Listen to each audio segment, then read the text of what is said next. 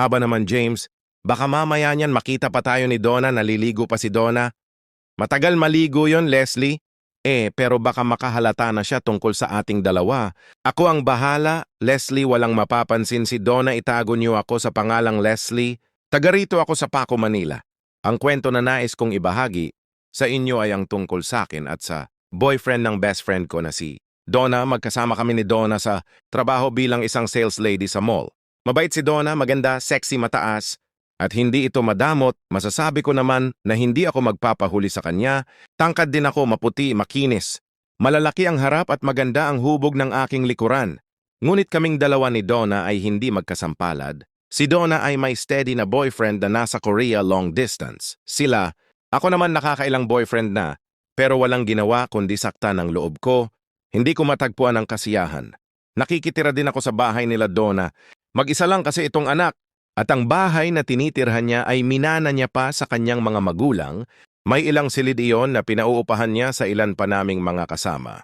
Ako naman ay ganun din, umuupa na lang ako kay Donna, pero sa sobrang bait ng best friend ko ay madalas hindi niya tinatanggap ang bayad ko. Ilang beses ko nang nakita si BG sa video call, ang boyfriend niya na si James. Isang araw ay masayang-masayang ibinalita sa akin ni Donna na uuwi daw ito ng Pilipinas.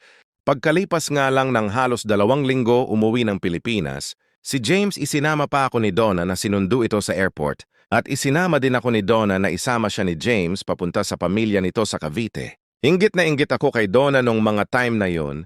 Bakit kasi parang ang espesyal nito, samantalang alam ko sa sarili kong nakahihigit na kayo kay Donna sa maraming bagay.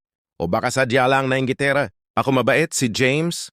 Maalaga kay Donna at napakagwapo pala nito, bagay na bagay silang dalawa. Pero sa tingin, mas bagay kami. 2 araw kami nagstay sa Cavite at pagkatapos ay sumama rin si James sa amin na bumalik ng Paco. May isang bakanteng silid sa bahay ni Donna at dun din siya mag-i-stay. Pero nang dumating kami sa Paco, ay sa silid ni Donna tumuloy si James, doon na sila. Araw-araw gigil na gigil. Ako sa part na ang saya-saya nila, samantalang ako ay bokya na naman, may mga manliligaw ako. Pero wala akong matipuhan dahil ayoko rin namang masaktan uli. Hanggang isang araw ay nagkaroon ako ng pagkakataon na landiin si James. Nasa ospital kasi ang tiyahin ni Donna at nagpaalam ito sa akin na magbabantay daw siya sa tiyahin niya sa ospital. Ibinili nito sa akin si James na kung maaari ay ipagluto ko at bakanin, masayang-masaya ako noon. Hindi ko rin naman sukat akalain na may katugon din pala ang paghanga ko para kay James. Nang gabing, yun kasi pumasok ako sa silid nila ni Donna. Dinalhan ko ito ng makakain at may inom. Ayon na rin sa bilin ni Donna, nakahiga si James sa kama habang nanonood ng telebisyon. Nakasuot lang ito ng panloob. Ewan ko kung bakit hindi man lang siya nag-cover. Samantalang kumatok naman ako at sinabi kong papasok. Ako ibinigay ko sa kanya ang pagkain at sinabihan niya akong huwag daw munang umalis.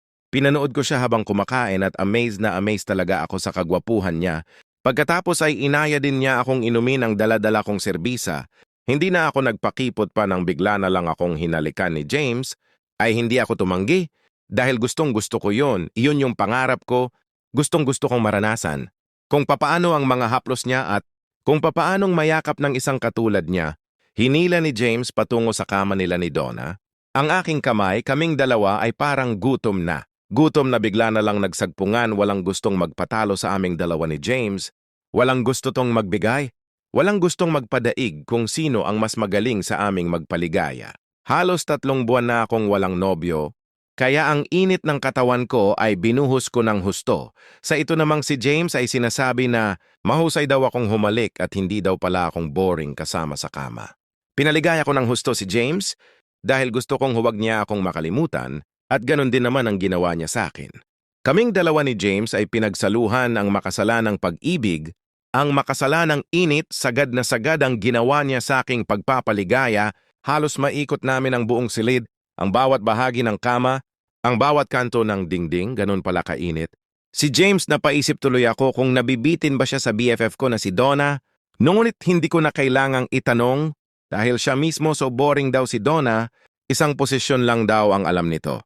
At hindi daw siya kayang paligayahin ng husto, tamad daw kasing magtrabaho si Donna, kaya lalo kong ginalingan. Umibabaw man o umilalim, pinatunayan ko kay James na wala nang gagaling pa sa akin. At pagkatapos ng mainit naming mga tagpo, Inaya niya ako na doon matulog sa silid ni Donna. 2:00 na ng madaling araw nung bumalik ako sa aking silid. Baka kasi biglang umuwi si Donna at maabot pa kami. Yun na nang simula aming mga kataksilan. Sa maraming pagkakataon, isang araw nga habang nandun din si Donna sa apartment o sa bahay niya naliligo lang, ito ay inaya ako ni James na magmabilisan daw kami. Ano ba naman, James? Baka mamaya mo makita pa tayo ni Donnie niyan, matagal maligo yon, Leslie. Sige na, pagbigyan mo na ako, binitin na naman ako ni Donnie. Ikaw talaga ang hilig mo Bakit di ba gusto mo rin naman? Wala na akong magawa kundi pagbigyan na lang siya. Hindi na namin kailangang magtungo pa ng silid nung mga time na yon. Ang mga boarders naman ay wala sa bahay. Kaming 3 lang ang tao noon at pinatalikod lang niya ako sa sofa at nangyari na ang mabilisan naming tagpong dalawa ni James. Tama naman, siya ang tagal na naming natapos hindi pa lumalabas ang banyo. Si Donna nagpatuloy lang yon, magkakasama kaming 3 sa mga happenings. Nanonood kami ng sine ng sama-sama, lumalabas nagiinuman. Siyempre bawat may pagkakataon ay sumasalisi. Kami ni James hindi pala palaging Pasko. Totoo pala yon dahil isang araw ay natuklasan. Ni Donna ang aming relasyon muli kasi itong nagpaalam na pupunta sa tiyahin niya na nasa ospital at doon matutulog at magbabantay. At kami ni James ay kampante na naman.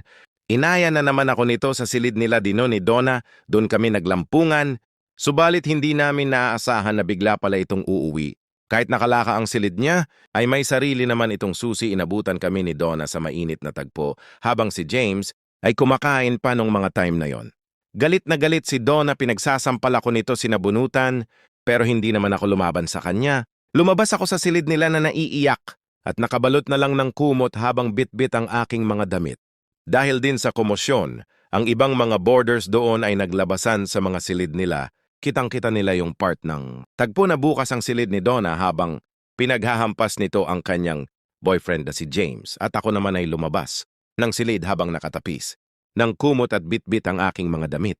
Mabilis ako nagtungo sa kwarto ko upang magkulong, pero maya-maya lang ay lumalagabog na iyon ng ayaw ko yung buksan ay muling ginamit ni Donna ang sarili niyang susi kinaladkad. Ako nito na palabas sa kanilang bahay at ibinato sa akin ang aking mga kasuotan.